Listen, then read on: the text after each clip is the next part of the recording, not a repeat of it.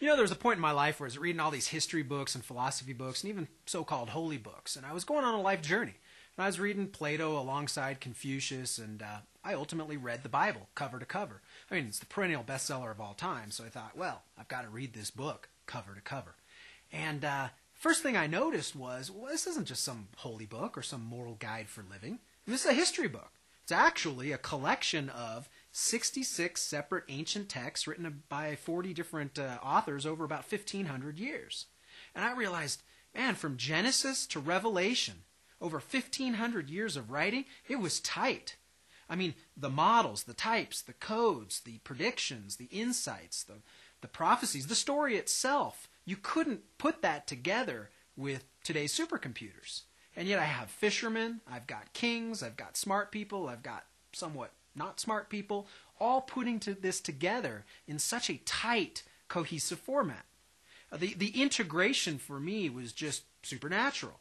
And I started looking at these different models and these different types. I tested hundreds of them. And I started looking at these so-called historical prophecies. And I tested them all. I mean, I was really one of those freaks that tested them all. And I got to a point where, wait, isn't the Bible just an interpretation of an interpolation of some kind of oral tradition that has no real connection to the ancient manuscripts, even if they existed at all? I mean, really, come on. And I went back and I went, wow, no, we have incredible manuscript evidence.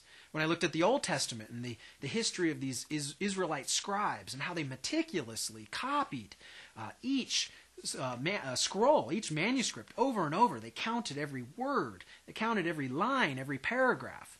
And then we have the Septuagint version that was laid down in about 250 BC. And then we discovered the Dead Sea Scrolls just in recent times, 1940s and 1950s, that just helps us take leaps ahead with textual criticism of the Old Testament scriptures. Then I looked at the New Testament, and wow, we just passed 25,000 copies and fragments of original manuscript copy for the New Testament.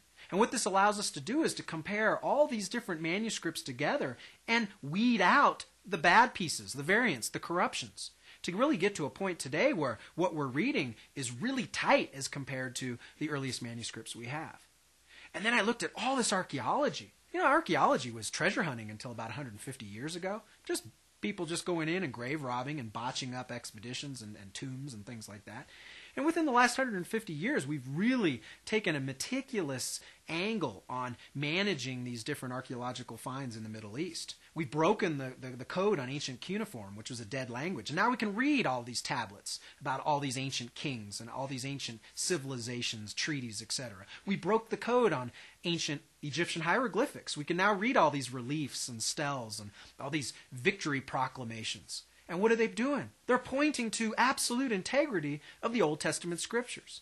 And then you can look at New Testament archaeology, and you can see all the places where Jesus walked, and all the places where people were healed, all these different springs and pools and different places from around the Dead Sea, around the Sea of Galilee, and around the ancient city of Jerusalem. Phenomenal finds, only in the last just couple decades.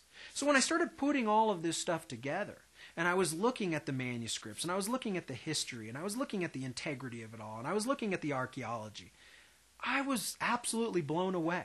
See, I was kind of just fed a lie that this is just another philosophy book for living.